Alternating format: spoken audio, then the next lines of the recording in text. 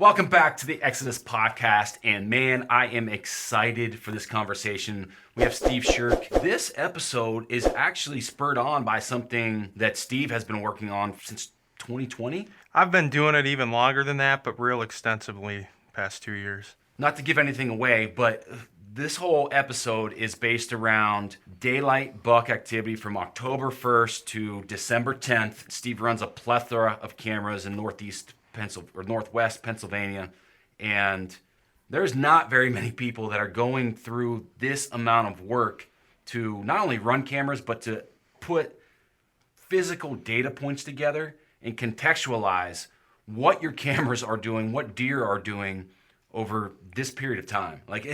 This is very similar in my mind to academia study with GPS collared movement. Yep. I mean, it is. My mind is blown away about what you've done here. Give our listeners, the viewers, some context about what you have going on here. Specifically, in the past 2 years, I have, from October 1st to December 10th, I document every daytime buck photo I get. The past 2 years, we've been running around 150 cameras. So every daytime buck photo. And that's not like sometimes a buck's working a scrape and you get like 10 photos of them. I only count one of those photos. But if he comes back an hour later, whatever, I'll count that photo again because I feel like that's another sequence of movement that, should count. Sometimes you do get the same deer on the same camera multiple times in a day. And then I also record the high temperature and low temperature each day, just because, in the past few years, I've found that it just seems like temperature may be the ultimate factor in buck movement, daytime movement. I mean, I've paid attention to moon, wind, barometric pressure. All those do have an influence, but I have found that, in my opinion, temperature is your main one you got to keep an eye on. Agree 100%. What's the radius that you're covering with your cameras? How far spread out? You could say probably like 100,000 acres. So it's not like we're on some 100-acre piece here. There's a good spread here. Generally, you'll find that if it's like November 2nd, every area you have cameras, at least one or two of those cameras will be on fire. So that's why I really feel like my study, I can get good data from it because it's so spread out versus, one little spot. So I know 100,000 acres is that's a giant chunk of ground. Yeah. But if you had to describe like the topography or habitat in that 100,000 acres, how would you describe it? It's all big woods, mountainous country. Some cameras are at high elevation, some are at low elevations. I know I wanted to bring up that 2020 was, in my opinion, a better rut. But actually, we had less photos in 2020 than we did in 2021 because a lot of our cameras are up high. Generally, that's where we find the best daytime activity. But we had such bad drought conditions that all the water was down low. I think it had more of an influence on does even than bucks. But then come rut, the bucks were all hanging lower, and we don't have as many cameras down low. So overall, we got less pictures. So when you talk about higher elevations, I mean, Pennsylvania, that could be 2,500 feet. In Southern Ohio, it could be 1,500 feet or 500 feet from top to bottom, maybe 1,500 feet above sea level. Yep. What is that higher elevation? Is that the upper half, the upper one-third? Yeah, the upper third. And on average, we're probably 1,500 to 2,000 feet. Last year, I probably had 70 to 80% of cameras at that level, which last year that's where most of the action was. I'm not saying, we've talked about it before, they'll go from one mountain to another, but, once they're up on top there, they're zigzagging around, going through different bedding areas, and most years you're going to find more action up high, and that's why I'm putting more cameras there. Makes sense. Yep. With 150-ish cameras, how are you proportionately setting these things out, or are they not proportionate? Are you focusing more on scrapes or bedding areas? I know you're a big scrape guy, big bedding, clear cut guy. If you could give a ratio of how many cameras are where, what would that be? Yeah. Well, some years in the rut we have kind of like a mix of, they'll be on food sources. Some will be monitoring bedding areas or trails coming in and out. Last year though, we didn't have a mass crop, so I really didn't focus much on food because they were just kind of scavenging. We have a lot of areas where there's not much clear cutting. I was still probably more focused on bedding than anywhere else. But generally, if there's food, there'll be, it'll be almost 50-50, like 50% on food sources, 50% on bedding. Because I'm probably more of a guy that focuses around bedding, but you can get really good intel on food sources too. So just depends on the year. All of them generally are on some kind of a scrape. Sometimes a mock scrape or a natural scrape. Just having a scrape in front of your camera, you can get such better pictures that way, different angles and more information versus a deer just passing by. It's just, in my opinion, it's a good way to get a deer to stop and even get conditioned to a spot and come back. And once he finds that scrape once, he might come back again. So I agree 100%. And with that, kind of splitting the bed and food up, like you're figuring out the A to B, which is in a hunting scenario, like that's what you're after. Yep. So that makes total sense to me. When you were compiling the photos, how many of these cameras were annual, long-term cameras, or how often were you checking? Overall, most of them, say like probably between 100 and 120 of them, I was checking fairly often. I always have like 20, 30, 40 cameras, like I think we've talked, like what I call test cameras. And I just pulled the last few cards in the past couple weeks. That's why I was finally able to finalize this data. I really didn't get a lot of, didn't make a huge difference as far as my data went, but I wanted to make sure that I got it. Some, weekly to every 2-3 weeks, throughout the season, and some are in places where, every year we put a camera there. Some are in new spots. Obviously, wherever we have a stand, I always have a camera monitoring that spot. It's a little bit of a mix of things. Did you see any negative impacts after? Like, did you say, okay, I checked the camera on October 15th. Yep. The next 2 days were dead. Did you relate that at all? Or is that something you didn't keep track of? I think it depends on the time of year. Like, I'll find if it's maybe not so much in a rut mode or, rut season early to maybe mid-October, if you're close to bedding, and you got cameras close to bedding, sometimes you'll see, that shift where they kind of know something's going on, especially if you hunt that stand, maybe you get some really good intel, and then, you hunt it 1 or 2 days in a row. I do see that kind of an impact. In the rut, not quite as bad. You can have bucks coming from miles away in the rut. Yeah. I'm not saying, though, that there's zero impact. I think, the more you hunt a spot, eventually you can burn it out. But I think it's more based on time of the year.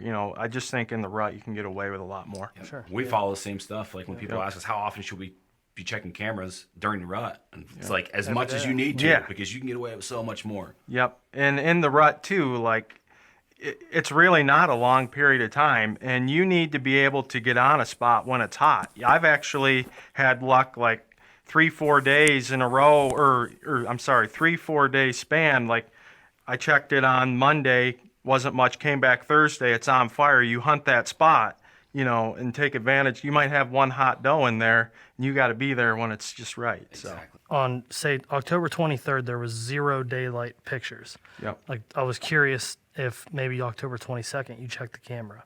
Or, you know what I mean? If you kept track of what days you... Well, yes, and the big thing about it, too, is... I probably did check cameras on October 23rd, but not 150 of them. Oh, or yeah, whatever. sure. So that's why I have a lot of these clusters circled here is if we want to jump into it, there's actually what I've found a lot of times like a calm before the storm. And a lot of this activity is based around cold fronts. So sometimes it's a day before, sometimes it's 2 or 3 days before, but all of a sudden things just are dead. And it can almost fool with your mind because you think, oh, it just sucks right now. I shouldn't be out there. That's what they call the true calm before the storm. I've seen that, and my data proves it, that all of a sudden, just when you think you shouldn't be out there, it turns on in a light switch. So generally you'll see that, 2-3 days, sometimes one before a cold front hits. That's interesting. Let's just get into it. Let's start looking at start from October 1. Yep. 2020. Yep. I'll kind of go over October 1 to about October 6th here, which we had some pretty decent movement. It's not quite typical for that much movement. I actually usually see worse, but October of 2020 was actually a cooler October.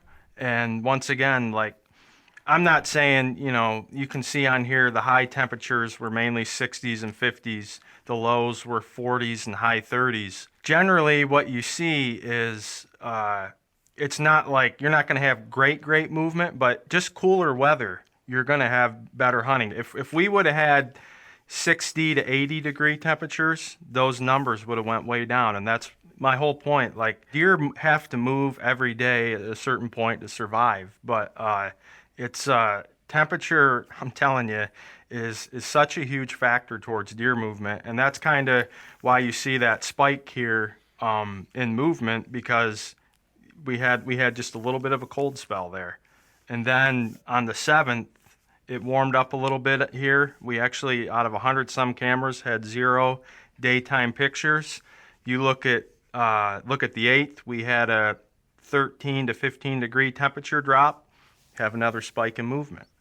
I'm not going to go through every Sure. week or day through October. I think that kind of explains early October. One thing I will say too is an early October cold front, in my opinion, and just going over, my data, they're good. Don't get me wrong. You should be hunting them, but they don't produce as much activity as what you'll see in a October 25th cold front. We got to be hunting these days, but it's not like any cold front at any time of year. It's just phenomenal. It's all based on time of the year. I think we should go to around October 15th here. And, what you'll see here is we had another dead day. You can see 69 degrees was the high, 46 was the low, 0 pictures out of 100 some cameras. All of a sudden, we get that 20 degree temperature drop, and you can see another spike in activity there. What I will say too is you're going to look through some of this data and be like, for instance, on October 16th, we had 49 degrees and a low of 31, but we only had 3 photos. But it also depends on, like, this high and low temperature is not the daytime temperature. Like, you might see that weather change happen at night. So really, that daytime activity is not going to be till the next day. So That's a really good point. I just want to bring up before we get too much further. But when people are looking at their weather forecast, those lows for like Tuesday, that's Wednesday morning. yeah. So Sunrise the next morning. Yeah. sunrise the next morning. So that's like anybody listening to this that doesn't know that, that's an ultra good tip for a beginner or newbie or whoever. So when you're looking at planning your hunts around cold fronts, to know that low is the next day. Exactly. And that's what you see 9 out of 10 times with the data. There's going to be times, though, you guys might glance through this even after today, just because I think it's so interesting. There's things on here that every year there's days like they should have been moving, or they shouldn't have been moving, but they were. It's just deer hunting. There's times it's just we don't have the answers. Yeah. But most of the time, you're going to find that the spikes in movement or the decreases in movement, you're going to be able to relate that information to what you're seeing on here. But one thing, too, that I want to kind of go over is on October 17th, we finally had that one real good cold morning. And like you might see on the 16th, it was 31. To me, 31, it could also be 35 in the woods or whatever.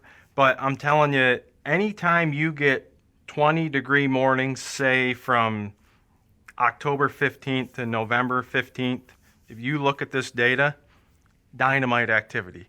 It's something about a real frosty, crunchy morning that those bucks just go nuts in the daytime. In fact, when I shot my buck, I don't want to get too far ahead, but the buck I shot in PA this past season, I could actually see frost on his back as he was coming in.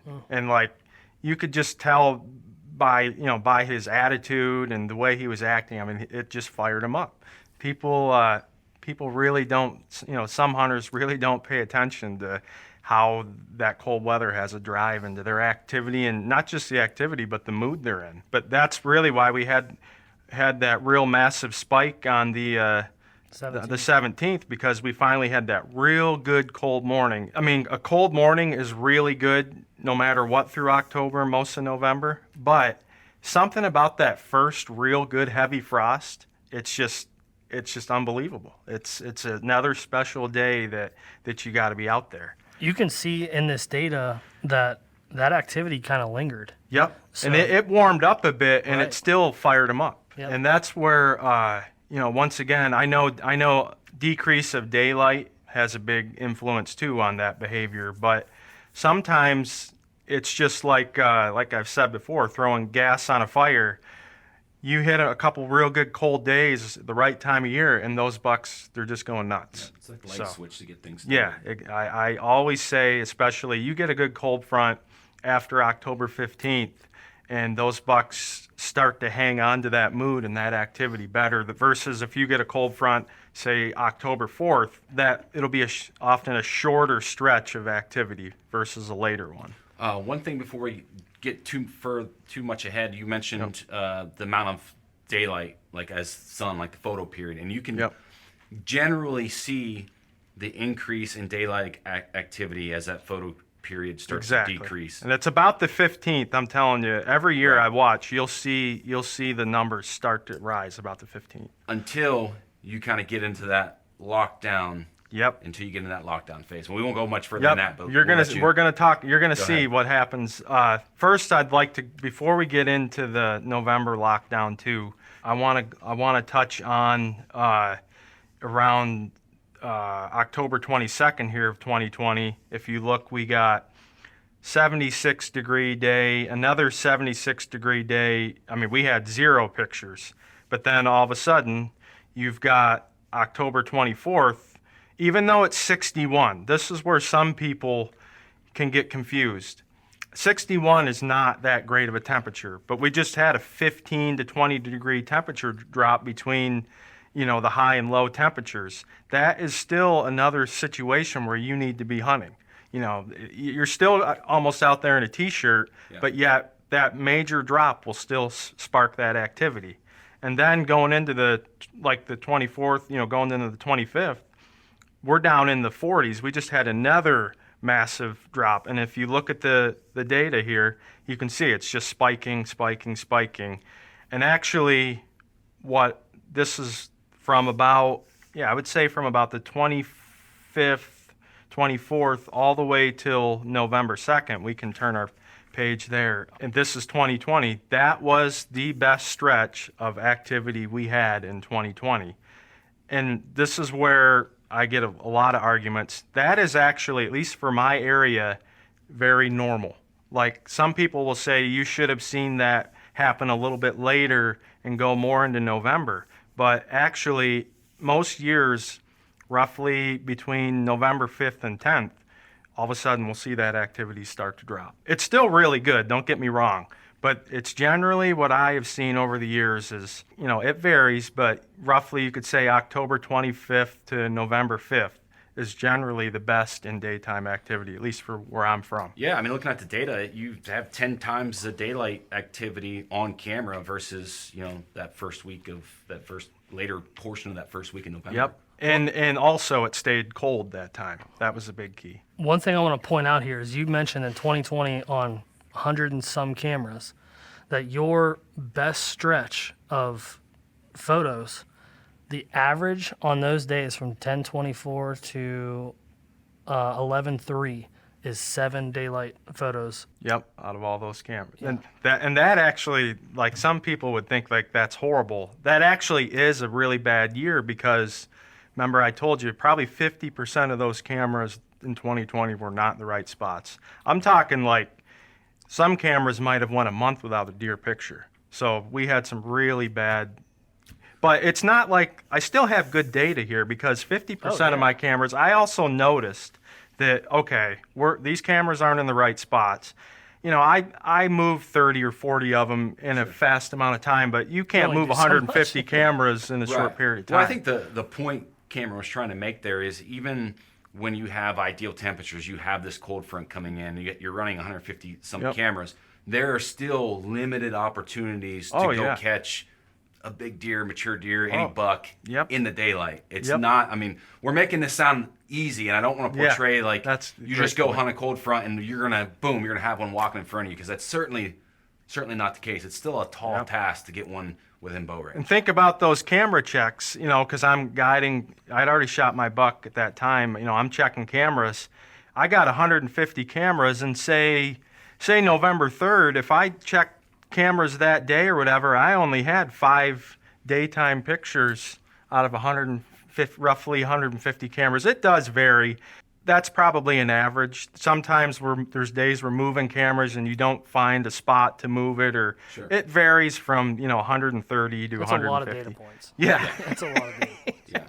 So, but yeah, and that's big woods too. Big woods, if you're not familiar with the big woods, it's not like 150 cameras are going to be on fire by all means. But you'll see when we get to 2021, we have more normal data. Yet it actually should have been even better data, but we had, in my opinion, more of an on and off rut, in the past year. So for, I guess before we go any further, I want people to remember those dates as far as like the 24th to, we'll say November 3rd. Yep. Like remember those. Really good dates. Remember those dates in 2020 as we go through this. A lot of people overlook October, that end of October. It's actually, I've said it many times, it's my favorite stretch. You have to keep in mind that there's that period of time when there's hardly any does in heat, but yet the bucks are getting that head start, and they are searching hard at that time to find that first hot doe. They're also pounding scrapes.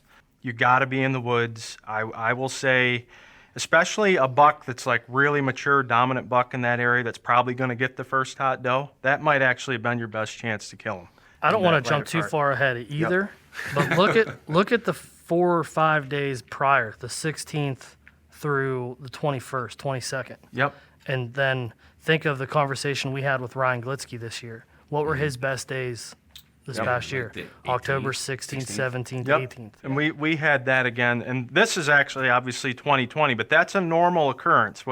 That's where you can find every year you'll see some similarities, even without weather or whatever. You'll see similarities around certain times of the year, and in my opinion, and this actually doesn't go with a lot of what people say, but based on my own experience where I'm at, I actually think there is a general lockdown somewhere between the 5th and 12th every year. It seems like the bucks will go hard early November and then find a bunch of hot does, and then it seems to just slow down. They breed those does, and then they start to go look for more hot does roughly mid-November. But Yeah, some that's right around people... the peak. And actually, there's Pennsylvania studies, though, based on fawn reproduction, that they say most of the does are bred in this mid-October or mid-November period. Mm-hmm. I actually disagree with that from what I'm seeing. Yeah. Because, when there's breeding, you should not get as many trail cam photos, especially with a hot doe. Like, that's a time when they're just seeking out that doe. They're not hitting your scrapes as much in front of your cameras. It's all about that hot doe. Yep. Because if you look here around November 4th, we had that good cold stretch through late October and early November. But then if you look, we got from the 4th to roughly The 11th. Yeah, you see, look at those warm temperatures. We're mainly high 60s and 70s, and that's actually still can be a decent time, a pretty good time to be in the woods, the 4th through the 11th, but we were pretty much dead in that period. It's all temperature based. That ruined Plus- a lot of people's vacations. Yep. Or I would say 80% is temperature based. I also think we went into a lockdown period, but you throw multiple variables in there to slow down that movement, and it makes for some really tough hunting. And then when you're getting down to maybe around the 12th here, we got that 15 to roughly 20 degree temperature drop between high and lows, and you see the spike in activity. Once again, temperature related. And then when you have when things are right, you're coming off that lockdown period, and then you also have the temperature helping you out. When you have multiple variables in your favor, that makes the hunting 2, 3, 4 times better. Absolutely. So that's just another thing. If you're, say you're a guy that you might be able to pick your days when you want, but yet you have a family, you have priorities, you might say, I don't know, it's not too bad, right at this certain period of time, but, I think I'm going to be getting out of lockdown. Plus we got this cold front coming in. I think I'll wait it out and, take some days away from the family then. That's just crucial information and things that you should be keeping an eye on, especially, Absolutely. when you're someone in those shoes. This is pretty normal what you're going to see, towards, once say maybe after the 18th year. We actually have good temperatures, maybe not extremely good, but pretty good weather. That is what I find every year, roughly maybe the 20th to Thanksgiving. I call it the Thanksgiving shift. I see no influence where I'm at hardly at all on how the weather affects movement then. From what I see and what I've learned, I have two issues, at least where I'm from in Pennsylvania. Number one is hunting pressure. Bear season usually comes in, 18th, 19th, 20th. We now have more bear hunters than we do deer hunters where I'm at. So even though those deer aren't being shot then, all that human activity on public land, it's shutting things right down. Happens every year. Plus, you're getting in a later period of the rut where bucks are way more worn out. They've been going hard for a month or more. You throw in, once again, multiple variables every year, roughly around bear season through gun season, you'll see a drastic decrease in activity. I have never seen it in probably the past 5 or 6 years since I've been doing this. I've never seen it any different. You can have the greatest cold front, and you still won't see that great of an impact. That's pretty interesting. I mean, you have the 18th, which I would consider the last qualified kind of good day. You have bear season kicking off. A few days later, you have rifle season. Yeah, rifles the Saturday after Thanksgiving. Yep. And after the 18th, I mean, the data points are pretty much empty. Yep. I mean, there's one or two here and there. And then, not to interrupt you, but I'm guessing, I don't remember the exact day, but guessing around the 28th or 29th or something like that is when gun season starts. Look how dead things get in gun season when you get all those hunters in the woods. Multiple days in a row with zero daylight data points. Yep. If you do the average from November 19th, so the day after the last qualified day, to December 10th, which is the last day you did it, Yep. the average daylight photos, less than 1. Yep. Yeah. And those bucks are in those woods, and we're getting them on camera at night. It's not like they all got shot or whatever. They just That's shut just down. they are shut down. They are hardly moving at all. And I also bring up, like, a lot of people, say you you had a great rut in typically Pennsylvania. You get all fired up because although you didn't fill your tag, you think these bucks are going to be going crazy. You go out there in those same areas in gun season, it's a ghost town. Those deer are there, but they're mainly on their bellies all day. They're in the thick cover. It's a drastic light switch, or it's just amazing the difference in how fast it can happen. From like being crazy rutting activity to just virtually nothing. Yeah, and just to reiterate your point that you had good weather there, if you look at like the 29th and then the 1st, I mean, you have a 12-degree drop in highs there. Yep. And you have zero That's photos for consecutive days. And that it is more based off of hunting pressure than it is anything else. Yep.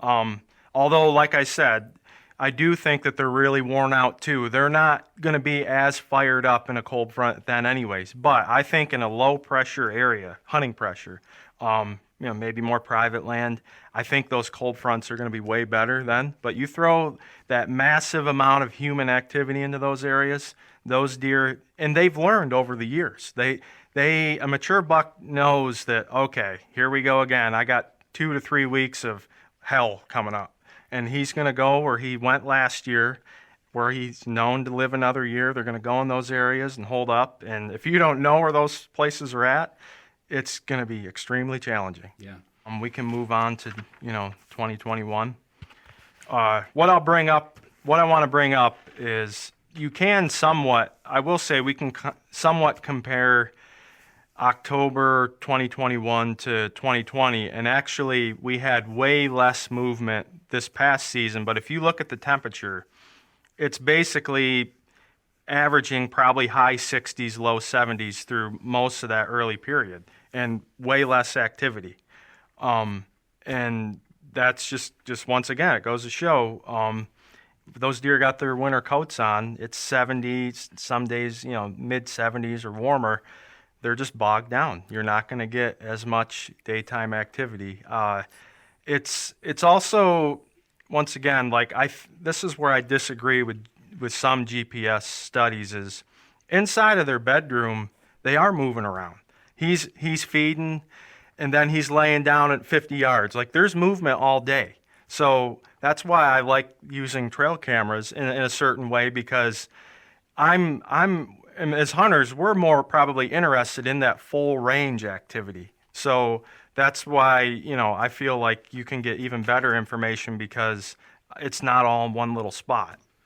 Yeah, I think that's a really good point that, a lot of people think, you always hear people say, it's nocturnal, buck's nocturnal. Like, Yeah. deer get up and move all throughout the All day. day. All They day. get up, they eat, they browse, they lay back down, just like you said. Yep. But it's in a very limited space, very limited Yep. area, and if you're not where they're laying their head, like, you're not going to see them. Especially early in the season. That's what the biggest challenge for hunters is. Roughly, I know some states open up sooner, but in Pennsylvania, it's generally around October 1st. Yeah. That if you're not tight to that bed that time of year till roughly the 15th, you're not gonna see a buck. Well, I think that's why, like, when you start looking at GPS studies and the trail camera data you have here, why this is more valuable, because Yep. these cameras are probably in locations where they're accessible to a place where you could either have a stand or you can set a stand up and Yep. have a hunting opportunity there. Yep. Not necessarily going by like the GPS movements. That's why this stuff is so important. Yeah, deer's got to be, my cameras aren't all in one little spot. So when we see a spiking on our cameras certain days, that's why I feel like this is tremendously valuable information, because it's covering such a wide area of movement. So we talked about the average temperatures from that span.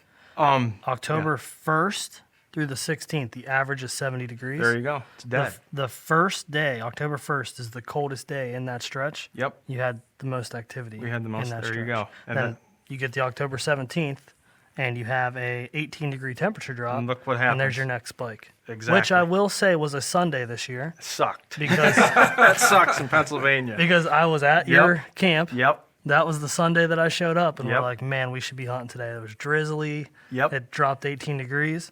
The next morning, I did Yep. get a shot opportunity at a deer. So And even though it started to warm up a little bit, at least that next day, I mean, it was still fairly good. It was, in the 50s or whatever. But you can still see, even though even after that, it warmed up some. And but it wasn't like the lights just shut off. It was gradually. Yep. Those bucks were almost waiting for that first mid-October cold front, and then, then they started to go off. I left the 19th. I didn't hunt that day because we were like, it's going to be too warm. Yep, but we still had decent activity was a that day, good even day. though it was in the 60s. Like I said, most years, these numbers in October, this looks good right here, but remember, this should actually be, these lines should be way at the end of this chart, then if the weather's right. But overall, we really didn't have, I think in October last season, we only had one or probably 2 days where it got 32 or below for the low. Those low temperatures, I'm telling you, have such a vital impact on deer movement. Sometimes it can be like you'll just get a really clear sunny day. It might be 65 in the day, but at night, you got clear skies, it's below freezing. Those bucks will still be on fire, even going sometimes into the early afternoon as it's warmed up. That chilled air is even still in the woods some. You might be standing out here on the sidewalk sweating, but in the woods it's different. Like I said, I found anytime you get below 32 degrees, once again, during October and roughly mid-November, phenomenal activity. You rarely have I ever seen, according to my studies, where like there's no activity. Like it's generally maybe the best days. Mm-hmm. Coldest low temperatures throughout that early November period is the best daylight activity. Yeah, that's what I mean. We're getting ready to jump into no, unless you want. Yeah, before we jump Yeah, into okay. November, let's circle back and just touch on that 26th, 27th, 28th Yep. period, because some of that, like when we're looking at October, I think it's the 28th, 2020 versus 2021, you're within 24 hours there of the most daylight activity Yep. in October. And not super prime weather, although we had some decent mornings. If you look between the 26th and 28th, we even though on the 26th we had a low of 41, there's probably some places where it got in the 30s. So those 30-degree temps, I also think had a factor, but not to cut you off, but that is a time, like, there's certain times when I believe, due to the decrease of daylight, it's almost like it goes into another level. Yep. And I think that's what you typically see there every year is there's a period of time when all of a sudden that lack of daylight, roars them up even more. And I think that's why those dates are so good every year. Yep.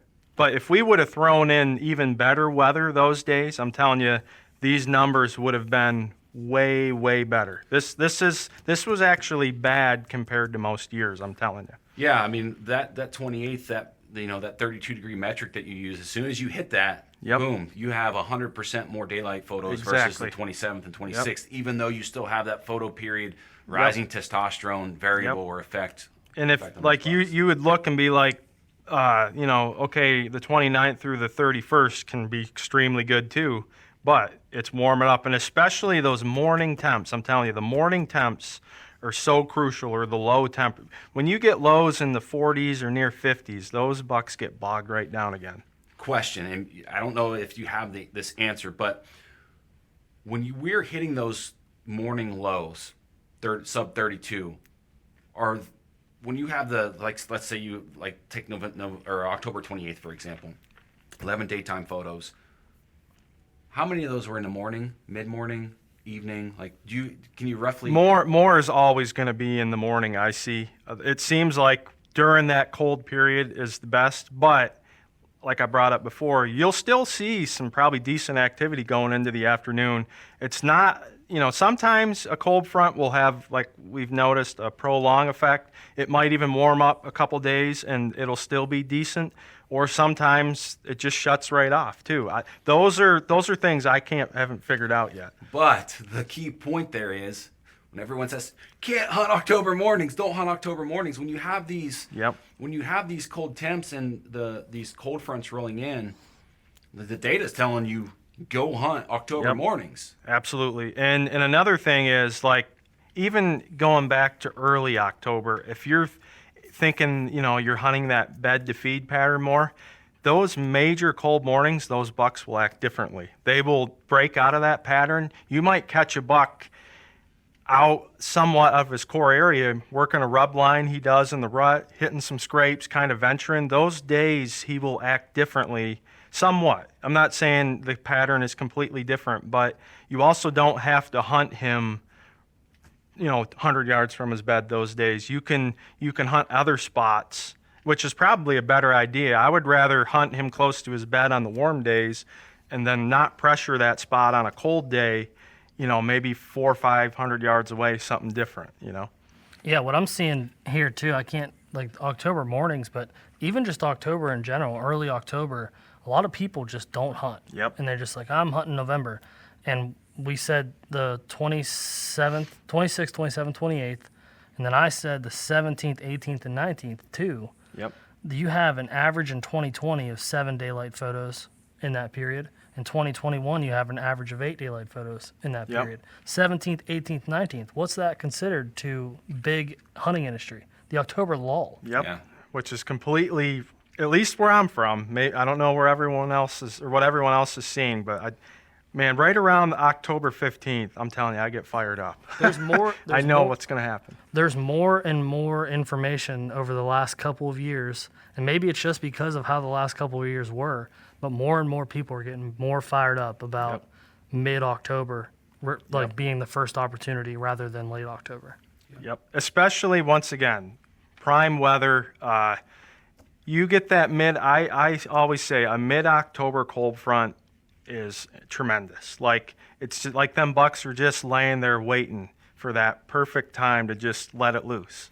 And the past 2 years, if you went back through or whatever, you'll see we got lucky somewhere around mid-October. You get that cold front. So let's dive into that Halloween time frame, because this is where it's just like Blown up. it goes bonkers. And it's complete opposite of 2020. Yes, it is complete opposite. Once again, I also think temperature here is our biggest enemy. I mean, it's not bad, but it's still not great. And truthfully, I think just October being such a warm month in general, I do think it had an effect on the mood the bucks were in. Like they're just, I swear it was almost like they knew that it just wasn't right. It probably doesn't make sense, or but it just, like I said, I put enough. I'm in the woods every day. Like I just didn't see last October what I normally see, and a lot of those days you could have been out there in a t-shirt. I'm not going to say it was extremely bad, but it wasn't as good. And a lot of that, just look at the temperatures. We were, like we said, around Halloween, we weren't even in the 30s at all in the mornings. And heck, on Halloween, we were 47 at the low. I mean, that's very warm. Yeah. So I think that had the biggest influence on that activity. Now you throw 32 or lower on a Halloween morning. It's the only way I'm not going to be in a tree that day is probably my funeral. Seriously, like that is a special day. I've actually killed a good buck on that day. So, Side note: I have never, well, to my knowledge, I don't think I've ever hunted Halloween day just because Really? of the kids and trick or treat. It's tough. And Yeah. Yep. I don't know where exactly that always falls. It's always a different day, but Well, very rarely do I ever get the opportunity. I roll my eyes. At My least wife the is watching morning. this. Yeah, at least the morning. Because that's the same with me. I got to do trick or treating too. Right. But if you can get out October morning, if the weather is right, it's generally one of the best days of the year. We have that day off here at the Exos office. We do have that day off. I was gonna say. Voted on by all the guys. Even though I don't work here, I probably would have done something for Cam and had a talk with you afterwards. Like, you guys need to be closed. So are we good with that October? Or? Yeah. Yeah.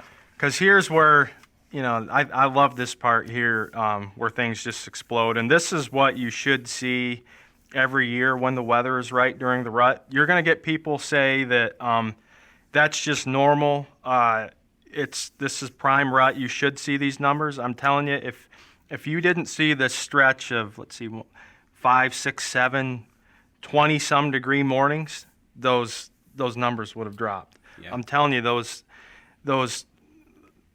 especially when it's like, 28, 25 or lower, just super cold, crunchy, you can hear them coming.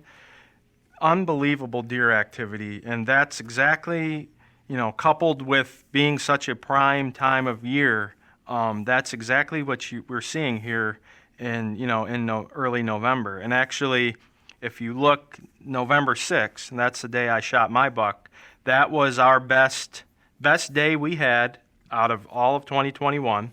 And also look at the low, 20 degrees. Coldest morning produced the most activity. And actually, if you were to go back and look at the coldest morning in October, best activity that day too.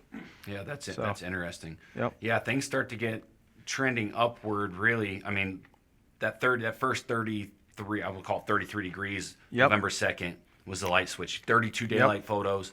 November 3rd, you're at 28 degrees, 24 daylight photos. Yep. 26 degrees the next morning, 33 daylight photos. 24 degrees, 16 daylight photos. Yep. 20 degrees, 36 daylight photos. Yep, it just went nuts. And then once again, you look, and it does start to warm up a little bit here, coupled with a general time of lockdown, Yep. and you see it starts to slow down. Yep. And basically throughout the whole month it does that. But I can't emphasize enough. I'm actually always more interested in that low temperature than the high. Some people are more interested in the high, but I'm telling you, and I'm probably more of a morning hunter in the rut. I've had more luck in the mornings. If it's 32 or lower, especially in the 20s, whatever you can do, you got to get in the woods. I'm fast forwarding down to the 14th. We kind of, Yep. The 1st through the 6th or 7th, that great giant spike daylight activity. Yep. Still good daylight movement between the 8th all the way down to the 13th. Yep. Kind of consistent temperatures, but your double-digit daylight photos still. Yep. And then there's a decent spike on the 14th. Not a giant temp drop. Yep. The morning low again. Not to 32 cut degrees. you off, but I think we might have missed something here. Is if you look at the 12th, 11th, 12th, we had that, it warmed up. But Yes. when you see on the 13th, it drops to 41 and 33, even though we didn't see the major spike. I think what happened there, once again, is that weather did not happen during daytime hours. So really, it was more consistent with the big spike on the 14th of the 34 and 32. That's when the daylight information started to show up. So it was really that cold front threw another spike at it, is It what I was stayed going to say. cold all day that day. The Yep. high was 34, the low Yep. was 32. That's really a great point too, is anytime you see even colder, like any more, like I hardly finding days in archery where it's like 32 or below, the whole day. But anytime you can get close to freezing and stay freezing, I'm not one of those guys that does a ton of day or all day sits, but those are days you should definitely be in the stand as much as possible. You got a lot more all day activity. So I did some numbers in that November cold front from 2020 to 2021. Mm-hmm. So the average cold temperatures from that first to mid-November for 2020, the average cold temperature was 39 degrees. And you had 3.6 daylight photos as your average. 2021, your average low is 30. So below freezing. Yep, below freezing. The average daylight photos in that period was 17. Yep. Plus, like I said, some of that is related to cameras not being in the right place, but still, you keep that. That's a big difference. There's still enough there that more is responsible for that information. Yep.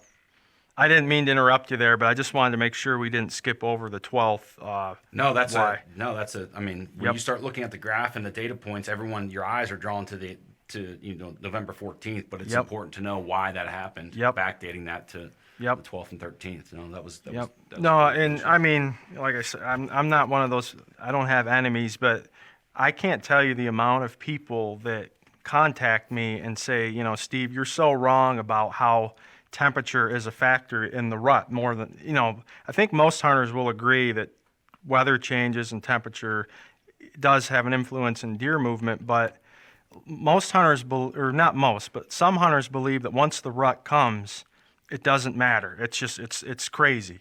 And at least where I'm from, I'm not hunting, I'm only hunting big woods, mountainous terrain.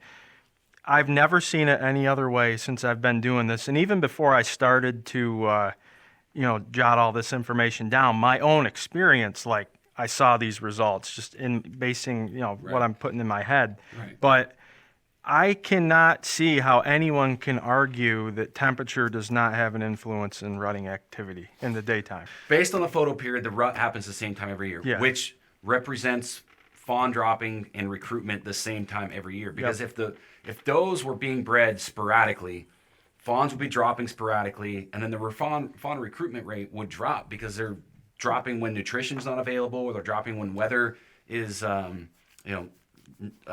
suitable or optimized for their survival. So when we talk about rutting activity, yes, like the rut's going on all the time, but the point is weather is going to influence the daylight movement because they're not going to move as much when it's 70 degrees out. Yep, exactly. In the day. In the day. And if I don't talk about night photos, because I don't care who you are as a deer hunter, you're probably always going to get more night photos than you are day. There's so much information there, and I don't hunt at night, obviously, so I don't really, but I can just tell you just from observing it, like when you get like these warmer ruts, I tend to see an increase in night activity because I think they're just waiting all day for that temp to drop. Absolutely. So the rut is still going on. Fawns are going to be coming out the same time, but it's all based on when you're in the woods, daytime movement. Like this is the stuff that we really need to be focusing on. 100%. Yeah, weather is king. One thing I would be curious to see if you do this again next year, here's a little suggestion for keeping track of everything. It would be cool to see the total photos for the day, and then the ratio of how many of them were in the day. Sure. So if you had, on November 6th, you had 36 daylight photos. I'd be curious to see how many total photos you had that day, to see how much of the activity was in the day. Because there's activity every day. Hopefully I'm answering it right. This is only daytime photos, though. I'd be curious to see like the percentage of activity. Oh, okay, the So if there percentage. were like 100 photos, Yeah. 30% of the entire activity 24-hour period, was in the day. 36%. Yes, yeah. And I once again, it's only me doing this, Oh, yeah. and like, there's so much more that I want to keep track of, but it's especially, this is my busiest time of year guiding and that. It's just one of those things, like, I almost need to like hire someone or whatever, you just keep all this info, because I'd love to know, like, I also see, like, I don't have it noted, but the first snow we get every year, boom, amazing day to be in the woods. Now, they'll still move good in the snow, other days, but it's just something about that first snow. I mean, there's just certain days and things that happen every year, like that first time for a major frost, the first great cold front you get in October. Like, those are all just special days that it doesn't change from year to year. Let's kick this or start to tie things up by starting off with bear season, and I mean, it's the same thing as 2020. Same things really thing. drop off, but then Yep. as we get that wrapped up, I think we have some general questions for you about here. Yeah, no, and I mean, we can probably go through this pretty quick. I mean, you look at the weather here, we got decent weather. You hear of people even around Thanksgiving, they'll see good rutting activity, bucks get killed. We got extremely good weather, but we just had bear season. You also have not only bear season, but you have just gun hunters starting to scout more. I also think where we're at, when we have a lot of camps in that, there's guns going off left and right, the sound of guns and people sighting in their guns. Deer just, especially mature buck, he's catching on to all those things, and then he's starting to know, okay, it's time to go back to survival mode again. And I've not seen it any different for like I said, 5 or 6 years I've really kept an eye on this. It's the same every year. That is probably the most consistent pattern of activity that I've seen out of anything else is that drop in movement. One note on the weather there too. I didn't look at 2020, but the weather is very stagnant. Yeah, in that yep, it is. There's not a whole bunch of spikes or high temperatures, low temperatures. You're pretty even keen, 36, 34, 33, 30, 42, 46, 41. So you have a lot of stagnant weather there with not a lot of temperature change. So when weather is king and temperature is king, the temperature change is king. Yep. And one thing too, like I actually do keep track of the weather further out, but I really feel like it's most valuable for me only to December 10th. But what I can say is, like, I still don't see, say like Christmas time, I'll keep an eye on weather, and that if we get like, up here in the north, you get like a major snowstorm or whatever, and this might be simple general information, but like that at that point of year, that is a situation where deer will just shut right down. Now, if we get 10 or 12 inches of snow, I'm telling you, it rarely happens, but it's early November, it's going to be opposite. Them bucks will still go nuts then. So there's just certain times a year, deer will act differently around weather too. No, that makes sense. We run a lot of cameras here, and I can't say that we would ever have the inspiration to put something like this together, because I know how much work it takes to not only just run and manage 100, 150 cameras, but to enter the data entry, to go through the photos, log this stuff down. So I have to ask, cumulatively, like, how much time do you think you have involved in this year to year? Yeah, I mean, that would be a wild guess. Once again, I found that it's better to keep up with it daily. Basically, I go like, if I was doing it today, this morning, I'm going back on what yesterday's weather was, because I don't really know what the for sure high and low was till the next day. Sure. I try. So it's just basically every morning, grab a sip of coffee, check the weather, write that information down. Where it does get to be a lot, though, is writing down going through all the cards and writing down all the pictures. It's a gamble, because most years what I've done is I don't record any picture numbers till after the season, but I've learned that I lose a lot of data because you might have someone steal your card, just different things happen. So it's been a little bit crazy keeping track of it more throughout the season, because you also don't, you have to make sure like you know every picture down, because you're going to ask yourself, did I already log that picture in or not? So you have to be real precise on how you do things. So generally, I think this past year I kept up with it almost every camera check. And then every time I'd check the card, I would save whatever daytime pictures I had, but then delete them on that card. And basically, I was pretty much deleting the whole card and putting it back in the camera, because other years I've lost so much intel by waiting, till after the season, and different things can happen. But I actually have no clue how. All I know is it is a lot of work. I can tell you that. But it's one of those things. It's just like hunting. Like hunting is a lot of work, but I don't notice it because I'm so interested in it. This is anything but a chore to me. Like I love doing this, and I want to do more. It's just the amount of work that it takes is beyond what I can explain. Yeah. This is something that you make sense of it in your mind, and you can say like, oh, well, when there's a cold front, deer are going to move. When you put it on paper Yep. and have the spikes and movement, Yep. and it's in front of you, you're like, man, things start to make a lot of sense. Absolutely. And you can almost predict the following year if you see something happening. You can be like, okay, I've seen this song and dance before. Here we go. And like you said, you sit there and you're like, mid-October, you're just waiting for it to happen because the data says it's going to. Yep. And like the biggest thing, like I said, is the controversy between 70 degrees in the rut. Some people still believe it's phenomenal. That's where I truly believe that I can prove that differently, because I got years of data here that will tell you. Basically, it shows how it drops. It's still not horrible hunting. Obviously, there's still activity going on, but it's far from the greatest when you have those warm temps. So what we'll try to do on this is link a PDF copy of this spreadsheet. So as people are either listening to this or watching this video, they can kind of contextualize these dates, the temperatures, and then the data points per day, I guess. So Sure. I think that would help. Absolutely. Everyone.